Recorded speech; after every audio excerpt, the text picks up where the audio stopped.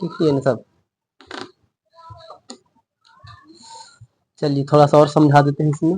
ये तो बहुत छोटा सा चीज लिखा गया है और इसका इंट्रोडक्शन कभी नहीं, कल से स्टार्ट होगा। आज सिर्फ काम का चीज।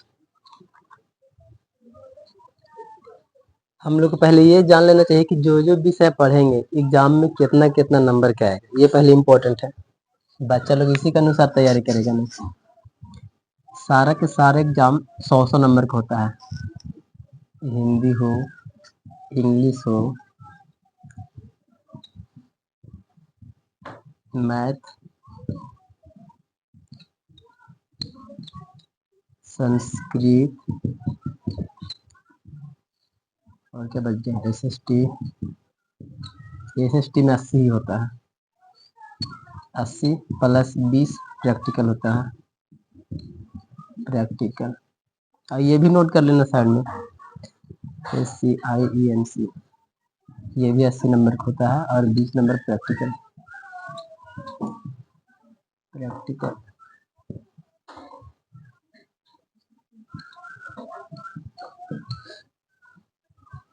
ये सब जब जानते रहोगे तो थोड़ा सा याद रहेगा कि हम लोग को कितना पढ़ना चाहिए, कितना में पासिंग होता है। तो पासिंग होता है 30 में, पास हो जाता है बच्चे लोग। फर्स्ट लाने के लिए 60 नंबर का जरूरत पड़ता है, 60 मार्क्स। 60 नंबर से ऊपर जाता है तब इसको फर्स्ट में गिनती करते हैं, इसको थर्ड में गिनती करते हैं। इसके थोड़ा सा नीचे जाएगा 29 भी जाएगा तो फेल।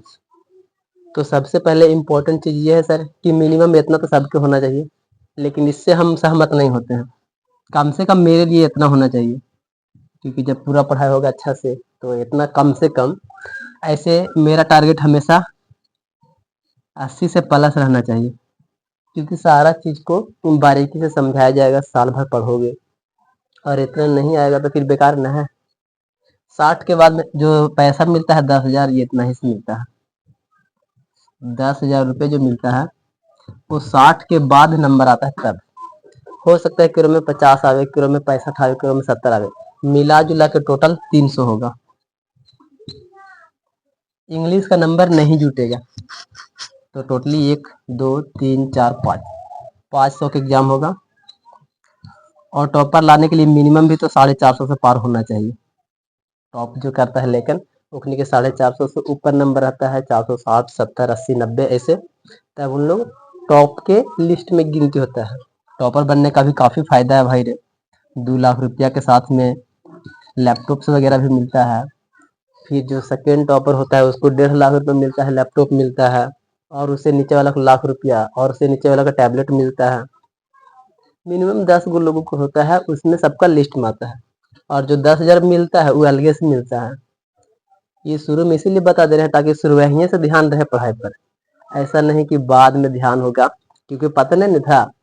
और लेकिन ये भी बोलता है कि हम लोग को पहले बताते तब ना थोड़ा सा ज्यादा मेहनत करते, लेकिन लोग बोलता है पूरन के, तो उन लोग को लास्ट में जब पता चलता है तो कंफ्यूज हो जाता है।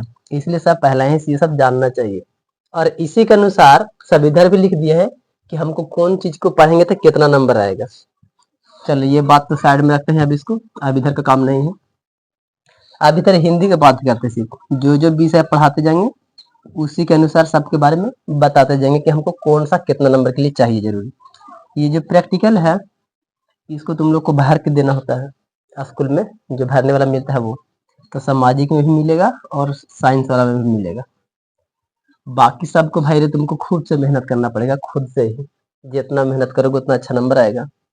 लेकिन एक छोटा सा लॉजिक है, सब बिहार बोर्ड या और भी सब बोर्ड में से हो गया है कि तुमको 100 नंबर के बनाना है, लेकिन परीक्षा एक्चुअली में 200 नंबर के आ रहा है। एग्जाम 200 नंबर के ले रहा है। कैसे? ध्यान से सुनिएगा। ऑब्जेक्टिव तो उन्हीं के पास क्या होता है 100, बनाना क्या होता है 50। अब जो व्यक्ति पूरा साल भर मेहनत किया और 9 भी पढ़ा है तो 2 साल मेहनत किया, और 2 साल के बावजूद भी वो अगर 50 नंबर नहीं सही बनाता है तो फिर काहे पढ़ा था? ये तो नॉर्मल बात है। और अगर इसी बात को ध्यान से समझेंगे कि जब साल 2 साल पढ़े हैं आप 50 नंबर ला ही लिए हैं, तो मतलब 50 में से 50 में लाए हैं, तो मतलब पूरा 100 में से 100 आ गया फिर, है कि नहीं? तो जो 50 में से 50 भी लाता है तभी उसका रिजल्ट इतना ही चला जाएगा।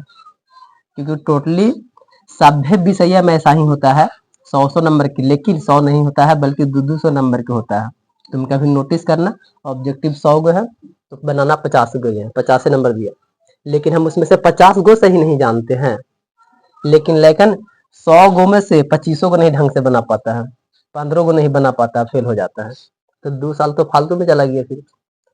तो हम लोग को मिनिमम टारगेट तो यहाँ रखना है, इससे नीचे तो बिल्कुल नहीं, कि जब पैसा लगा रहे हैं, टाइम खर्चा कर रहे हैं, तो फिर पैसा तो वसूल लेना है, ये पहला टारगेट।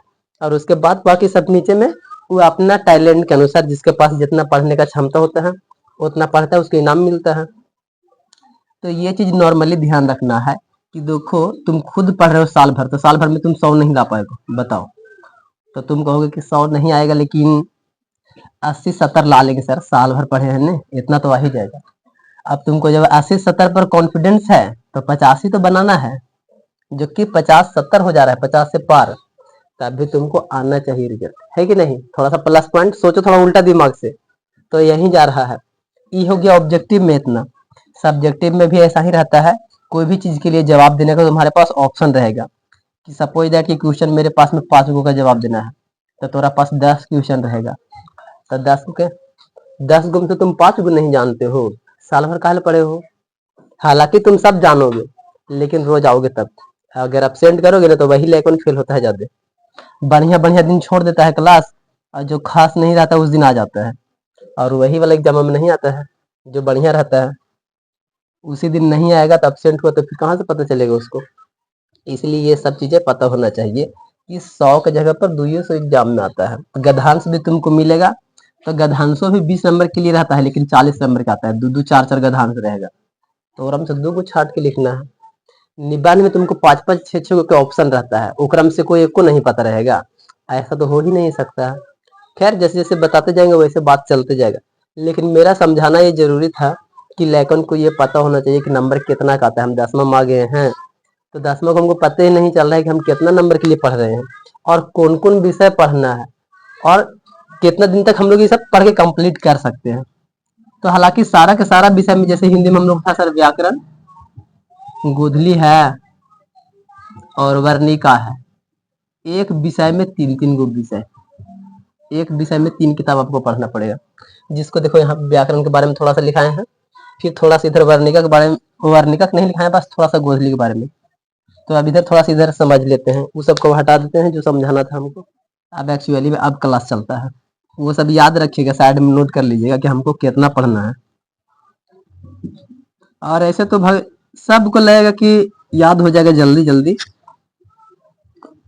क्योंकि सारा चीजें बहुत आराम आराम से पढ़ाया जाएगा, ज्यादा फास्ट नहीं, ज्यादा स्लो नहीं, ज्यादा हड़बड़ नहीं, एकदम प्यार से।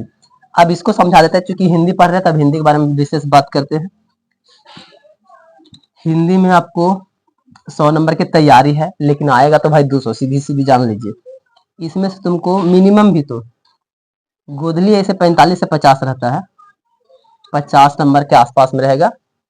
गोधली हालांकि 40 तक आता है, 40 या 35, और उसमें वर्णिका को ऐड कर दिया जाता है 15 नंबर या 13 नंबर ऐसे करके, लेकिन 1-2 नंबर के अलग फर्क रहता है, कभी 13 नंबर तो कभी 15 नंबर तो कभी 12 नंबर ऐसे करके देगा। और गोधली में से खुद ही रहेगा, कभी 30 से ऊपर रहेगा, 35, 38, 37 नंबर ऐसे करके। तुम सिर्फ ये कहानी भी पढ़ लिया ने तो तुम आराम से पास हो गया, क्योंकि ऑल ओवर 30 से ऊपर चला जा रहा है, खाली कहानी वाला किताब, और कहानी किसको नहीं याद रहता है?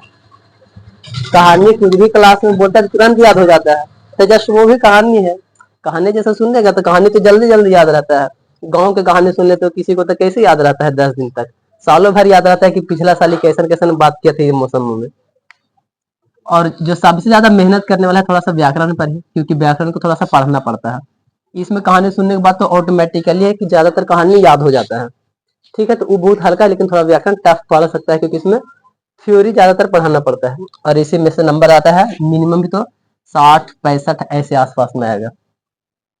तुम खुद ही देख लो कि 60-65 अगर तुम एक विषय भी पढ़ लेते हो, चाहे व्याकरण चाहे इसको, तब भी तुमको पास होने का क्राइटेरिया पूरा हो जाता है। तो कोई भी एक चीज भी चुन सकते हैं जिसमें हमको कॉन्फिडेंस रहे, जो ज्यादा समझ में आएगा। ऐसा नहीं कि हम सभी कुछ बटोरने के चक्कर में रहेंगे, तो ऐसे लेखन से सब नहीं हो पाता है। तुम्हारे अंदर एक आध गो कुछ गुण होता है कि हमको कहानी थोड़ा ज्यादा पसंद पड़ता है, हमको व्याकरण थोड़ा ज्यादा पढ़ना पसंद पड़ता है।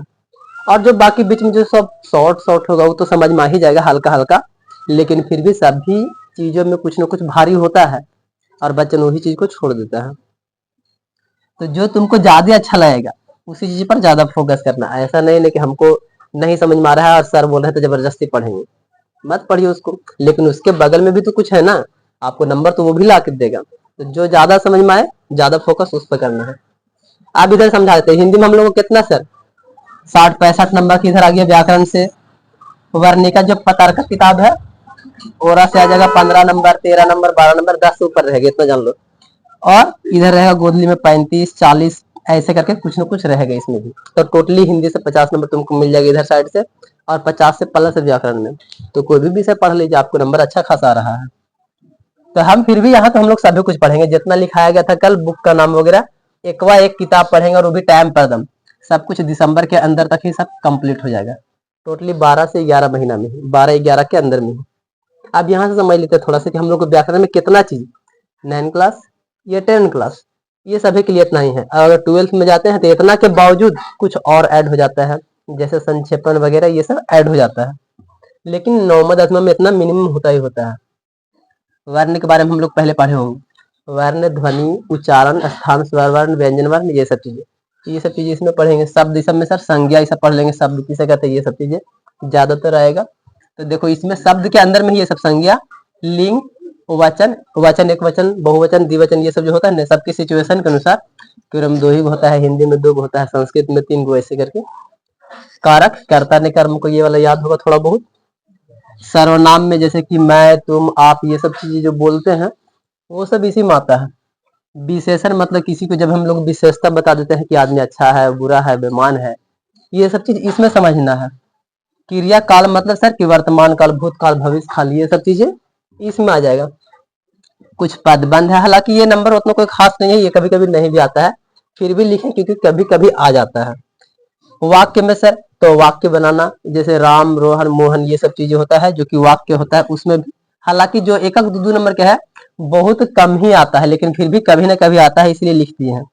सबसे इंपॉर्टेंट ये उपसर्ग, प्रत्यय, संधि, समास, आप जहां भी पढ़िए सर, ये 4 को जब नहीं पढ़े तो फिर आप व्याकरण क्या पढ़े हैं। उपसर्ग आपको पता होना चाहिए बढ़िया से, यही चीज आपको संस्कृत में सेम टू सेम मिलेगा। एक चीज और याद आ गया अचानक से, हिंदी और संस्कृत ये को भी पढ़ लिया ना अच्छा से व्याकरण, तो तुम्हारा दोनों विषय कंप्लीट। आप चाहे हिंदी पढ़ लीजिएगा अच्छा ढंग से, चाहे तो व्याकरण पढ़ लीजिएगा, ये संस्कृत वाला व्याकरण चाहे तो हिंदी वाला व्याकरण, दोनों में से दोनों सेम टॉपिक देखो, ये तुमको सेम मिलेगा। संज्ञा वगैरह सब मिलेगा लेकिन बहुत कम है संस्कृत में। कारक तुमको पूरा पढ़ना पड़ेगा, वचन पढ़ना पड़ेगा, लिंग भी, लिंग थोड़ा बहुत के लिए है लेकिन ये सब ज्यादा काम का है। सर्वनाम सब भी है लेकिन इतना नहीं इसके जैसा, उसमें थोड़ा अलग स्टाइल से है। लेकिन ये सब जो चीजें है काल, जैसे लट लकार सब पढ़ेंगे। और यहाँ पर उपसर्ग, प्रत्यय, संधि, समास, ये चारों जो है ना एकदम सेम टू सेम, हिंदी और संस्कृत दोनों सेम ही रहेगा, कोई चेंजेस नहीं। बस उसमें थोड़ा बहुत ज्यादा हो सकता है, इसमें थोड़ा बहुत कम हो सकता है, क्योंकि दोनों आपस में जुड़ा हुआ विषय है। पर्यायवाची शब्द हिंदी में रहेगा, उसमें संस्कृत में नहीं जाता है, लेकिन 4-5 गो चीजें है, कारक चिन्ह हो गया, वाक्य, उपसर्ग, प्रत्यय, संधि, ये सब चीजें सेम टू सेम संस्कृत में मिलेगा। हम हिंदी पढ़े चाहे संस्कृत पढ़े, दोनों में वही सेम टू सेम है, तो फिर भुलाने का कोई चांस ही नहीं होता है। एक तरह से रिवीजन हो गया दोनों विषय। विपरीतार्थक शब्द ये तुमको इंग्लिश में भी मिलेगा, पर्यायवाची शब्द और विपरीतार्थक शब्द ये इंग्लिश में भी पढ़ाया होगा, उसका नाम अलग होता है, सेंटेंस करके कुछ ऐसा नाम है। हाँ, अनेक शब्दों के लिए एक शब्द, ये हिंदी तक ही रहेगा। मुहावरा, लोकोक्तियां, ये सब भी हिंदी में ही रहेगा। जैसे मुहावरा में बोलते हैं 9 2 11 होना, ये सब, ये ऊँट के मुंह में जीरा के फोरन, इस तरह से, तो ये सब चीजें सब इसी में आता है। शब्द शुद्धि ये भी बहुत कम पूछा जाता है एग्जाम। हाँ, तो कोई भी शब्द हमारे पास जो बोलते हैं या लिखते हैं तो उसमें क्या कमी है, कौन सा सा होना चाहिए, कौन सा सा लिखा गया है, तो उसको ठीक करना। और वाक्य शुद्धि में बहुत बड़ा बड़ा होता है, राम मोहन सोहन घर जा रहा है, इस तरीके से, तो उसमें कुछ कमी होगा उसको ठीक करना। तो ये सब चीजें इसमें आता है। इतना चीज पढ़ने में सब लगभग आसान ही है, बस कोई कोई थ्योरी थोड़ा सा हार्ड जैसा लग सकता है, लेकिन लगभग चीजें आसान रहेगा, जल्दी याद हो जाएगा। इतना चीजें जितना भी व्याकरण आता है याद रखना कि व्याकरण हमेशा ऑब्जेक्टिव क्वेश्चन में आता है। व्याकरण बाई चांस कभी कभी सब्जेक्टिव में 2 नंबर या 5 नंबर के देता है, और वो भी देगा तो अंतर वगैरह देगा, चाहे संधि समास के अंतर ये सब कुछ करके, या तो संज्ञा का पूरा परिभाषा लिखे 5 भेदों का ऐसे करके।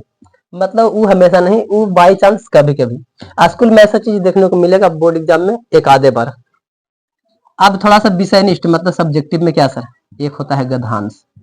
गद्यांश क्या होता है, मतलब कोई भी चीज कहानी सुना दी है, तुम्हारे सामने कहानी ऐसे लिखा हुआ है, कहानी पढ़ने के बाद उसमें से कुछ क्वेश्चन निकाल लिया गया है। जैसे सपोज दैट कहानी अगर पढ़े तो एक लड़का है जो कि लोदिया गांव में रहता है, और बहुत सारे इसके बारे में डिटेल बता देगा, और नीचे क्वेश्चन रहेगा कि लड़का कौन सा गांव में रहता है, लोदिया गांव में।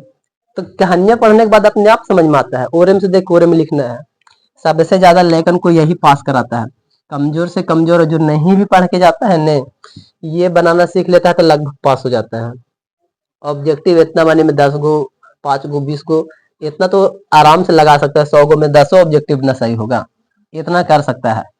निबंध से काम हो सकता है सर, दिवाली पर, होली पर, दुर्गा पूजा पर, किसी के बारे में भी लिख देना होता है, 2 पेज 2.5 पेज, तो आराम से 1 पेज भी लिख देगा तो काम उसका आराम से हो जाएगा। तो यही सबसे 2-4 गो नंबर आराम से आ जाता है। ये थोड़ा लेकिन जो नहीं पढ़ के जाता है ये गलत कर देता है।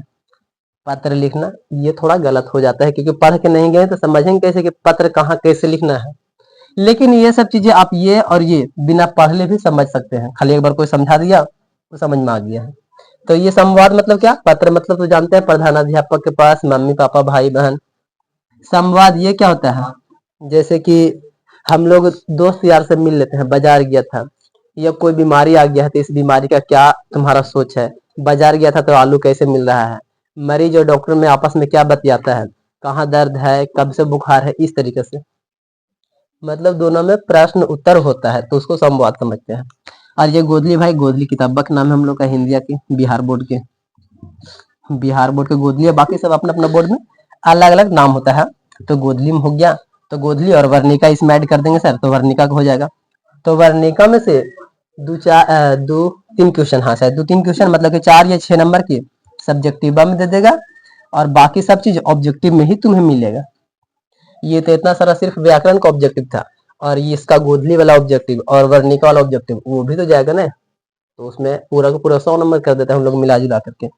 तो कोई भी हमको चाहे व्याकरण, गोदली, वर्णिका तीनों में से कुछ याद रहेगा तो बाय हम लोग का हमेशा प्लस पॉइंट ही है, क्योंकि किसी का भी एक विषय को पकड़ लीजिए बढ़िया से और उसी पर ज्यादातर मेहनत करना है। और ये सेम क्लास के लिए 9 और 10, 9 10 दोनों एक ही क्लास है ना।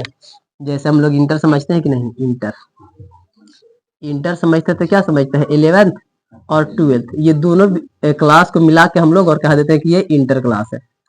तो हम लोग जब मैट्रिक के नाम सुनते हैं, मैट्रिक के नाम सुनते हैं तो एक में भी तो होता है ना 9th 10th। अब इसको कैसे पता चलेगा कि हम सही बता रहे हैं, किताब में देखिएगा वहां लिखा रहेगा भाग 1 और भाग 2 लिखा रहेगा, हर किताब में दोनों सेम रहेगा, चैप्टर वो भी नंबर भी सेम सेम रहेगा। कुछ कुछ नया नया चैप्टर 10वां में ऐड हो जाएगा, तो देखना किताब में कि भाग 1 लिखा रहेगा 9 क्लास, और 10 क्लास में भाग 2 लिखा रहेगा सेकेंड पार्ट। तो इसी से समझ में आ जाएगा कि पहला ये है दूसरा ये है। 11th में भी सेम रहेगा, भाग 1 भाग 2, किताब जब भी खरीदोगे तो वैसा ही होता है।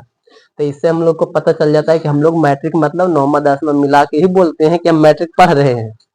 तो लेकिन क्या करता है, डायरेक्टली 10वां की एग्जाम देने के लिए एक आध महीना पढ़ के पास होता है, लेकिन उतना नहीं हो सकता है, ना 9वां पढ़ा ना ही 10वां ढंग से पढ़ा। और अधिकतर बच्चन जो होता है जो टॉप करता है वो लेकिन 9वां भी थोड़ा अच्छा से पढ़ लेता है और 10वां भी पढ़ लेता है, वो खाली लेकिन ज्यादातर टॉपर निकल सकता है, क्योंकि उसको सभी नॉलेज पहले से भी रहता है, बाद में और हो जाता है। कुछ कुछ विषय जो है जो कि चेंजेस होता है टॉपिक, बाकी चीजें नॉर्मल वाला तुमको बीच बीच में मिलते रहेगा। और एक चीज और समझा देते हैं थोड़ा सा लास्ट में, क्योंकि रोज रोज ये सब चीजें नहीं बताएंगे। जो भी तुम 9th में पढ़े हो या तो 10th में पढ़ने वाले हो, 10वां की एग्जाम में मिनिमम भी तो 20% 15% आसपास में, इतना 15% या 20% के आसपास में 9 क्लास वाला देखने को क्वेश्चन मिल जाएगा, जो कि 10 क्लास में तुमको मिलेगा ही नहीं। जैसे ही 10 क्लास की किताब खोलेंगे वो टॉपिक का नाम नहीं रहेगा, लेकिन 9 क्लास में वो पढ़े हैं और वो तुम्हें मिल जाएगा। जैसे सपोज दैट कि x के मान ज्ञात करे इस तरीका से करके, और इस तरीका से करके क्वेश्चन रहता है कुछ माथा पर इस तरीके से 9 में पढ़े हैं ना, x के मान ज्ञात करे ऐसा टाइप्स में, और ये 10वां में नहीं है। तो यहीं से पता चल जाएगा कि 9वां वाला कुछ चीजें है जो कि 10वां के एग्जाम में आता है, लेकिन है ये नहीं है 10वां में। तो 9 पढ़ने का फायदा यही है, कुछ हमको मिलता है और वही चीज फिर हम लोग को 10 में मिल जाता है। 9 में जो भी कुछ हम लोग पढ़े हैं ये हिस्ट्री वगैरह में या तो फिर राजनीति की सब में, उसका कुछ चीजें हम लोग को 10 में मिलता है। तो वही चीज है भाई रे कि 9 पढ़ने से हमको थोड़ा प्लस पॉइंट ऐड हो जाता है, फायदा हो गया है कि भुलाल भी रहेंगे तो पिछला वाला चीज आएगा तो याद हो जाएगा। बाकी बाद में तो हम लोग क्वेश्चन बैंक भी पढ़ते हैं तो समझ में आ जाता है कि ये क्वेश्चन कहाँ से है। एक चीज और लास्ट लाइन है, 6 क्लास से लेकर के 8 क्लास तक कभी नोटिस किया होगा एक हन्नी के तीनों के किताबों में लिखा रहेगा भाग 1 भाग 2 ऐसे करके देखोगे ना कभी किताब में, अब भाग 3 करके लिखा रहता है 8 क्लास वाला में, भाग 1 भाग 2 भाग 3। तो ये जो हो गया तीनों क्लास, तो ये भी एक तरह से जो हम लोग बोलते हैं ना कि मिडिल स्कूल, तो मिडिल स्कूल 6 से 8 तक का ही चीज में आ गया है, क्योंकि छठा से हम लोग का क्लास स्टार्ट हो जाता है अच्छा चीजें पढ़ने के लिए। 6 क्लास से लेकर के 12th क्लास आप जब इसको ध्यान से पढ़ेंगे, आपको किताब में 6 में ही लिख देगा कि जब आप साइंस पढ़ना चालू कर चुके हैं। उससे पहले में साइंस की किताब मतलब सरकारी स्कूल में नहीं आता है जहां तक हमको पता है, लेकिन प्राइवेट स्कूल में तो हम 1-2 में भी साइंस का किताब पढ़े थे। तो जहां तक हमको याद है 6 क्लास में जब पढ़ रहे थे सब एक किताब को जब रीडिंग कर रहे थे, उसमें एक लाइन लिखा गया था कि आज से आपका सफर चालू हो गया साइंस की दुनिया में, और जितना भी आप 6 क्लास से पढ़ना चालू कर दिए साइंस 12 तक जरूर पढ़िए। इसके बीच में आपको इतना सारा चीजें का नॉलेज होगा बीच में कि आपको शायद ही मतलब कि पिछला क्लास में हुआ होगा, और यहीं से मेन क्लास स्टार्ट होता है 6 क्लास से। और तुम जब देखोगे ना 10वां में, 10वां के एग्जाम में भी 7 क्लास और 8 क्लास वाला क्वेश्चन तुमको 10वां में भी 5% देखने को मिल जाएगा। तो जितना भी पूरा जो लेकिन छठा 7वां 8वां 9वां 10वां पढ़ता है उन लोगों को सारा क्वेश्चन थोड़ा बहुत मैच करेगा 10वां में भी। कुछ टॉपिक्स भी किताबों में 8वां का पूरा उठा के 10वां में हूबहू वही वाला लिख देगा सेम टू सेम। प्रकाश के परावर्तन याद आ रहा है कुछ, परावर्तन ये 8 क्लास में है और वही चीज सेम टू सेम 10वां में है और वो एग्जाम में भी पूछता है, तो ये उसका प्लस पॉइंट हो गया है। तो यही सब चीजें इसका कुछ खासियत है जो कि हमको जितना बताना था वो सब आज बता दिए, फिर हम बार बार ये सब बातें नहीं बताएंगे। जो एब्सेंट है भाई वो अपना जगह पर है। तो यहाँ तक के मतलब 6 क्लास भी हम लोग को उतना ही इम्पोर्टेंट है। और एक लास्ट सवाल जो है इसमें किताब में लिखा हुआ था कि सबसे बेहतर बच्चा कौन होता है सर? सबसे बेहतर बच्चे वही होते हैं जो प्रश्न पूछते हैं। ये 6 क्लास की किताब में जाकर देखना, पहला पेज पर ही लिखा हुआ रहेगा, पहला चैप्टर में ही, कि सबसे बेहतर बच्चा और आगे जाने वाला बच्चा का निशानी यही होता है। अगर आपको किसी भी तरह का डाउट है तो आप जरूर पूछिए। आप जितना ज्यादा सवाल पूछते हैं आप मतलब उतना बेहतर बनते जाते हैं। हमको कोई चीज पता नहीं है लेकिन दिमाग में बात चल रहा है तो ये पूछ लेना चाहिए। इससे क्या होगा कि हमको उसके बारे में जानकारी होगा तो बात क्लियर हो जाएगा। तो यहाँ से सब चीजें स्टार्ट होना चालू हो जाता है 6 क्लास से ही। और तुमको जो भी कुछ जैसे अभी बिजली आ रहा है तो बिजली का जो सेटअप है, बड़ा बड़ा जो ट्रांसफार्मर है, कहाँ से कैसे प्रोसेस चल रहा है, वो तुमको कुछ चीजें 10 क्लास में सीखने को मिल जाएगा, बिजली वगैरह, विद्युत विभव, ये सब चीजें। लेकिन जो बड़ा बड़ा जो पावर ग्रिड होता है, ट्रांसफार्मर वगैरह जैसे चरकेरिया वाला हो गया और बोध गया तरफ में ये सब हो गया, तो उन सब के लिए तुमको 12th में देखने को मिलता है। और इसमें जो पढ़ाई है ना, यही पढ़ाई पढ़ के जो इंजीनियर लोग हैं वो अप्लाई किया और आज सब कुछ है। तो लगभग तुम 6 से जब 12th तक पढ़ोगे तो मिला जुला करके आधा साइंटिस्ट तो बन ही जाएगा, आधा इंजीनियर बन ही जाएगा, ठीक है ना। आधा साइंटिस्ट तुमको बहुत सारा चीज खोजने का माध्यम मिल जाएगा, बहुत सारा चीज सीख जाओगे। तुम घर पे भी एक्सपेरिमेंट कर सकते हो, सब चीज इसमें सिखा दिया जाएगा, और स्पेशली साइंस का। इसलिए साइंस छठा क्लास से ही चालू हो जाता है, ठीक है ना। ये सब चीजें हमको बात बताना था ताकि बच्चन को कोई डाउट दिमाग में एकदम नहीं रहे। और फिलहाल इधर व्याकरण का भी हो गया, उधर में भी बाकी नॉलेज हो गया है। तो ये सब चीजें याद रखना है और यही सब तुम लोग के काम का चीज है, ठीक है। इतना ही तक इसको रखते हैं और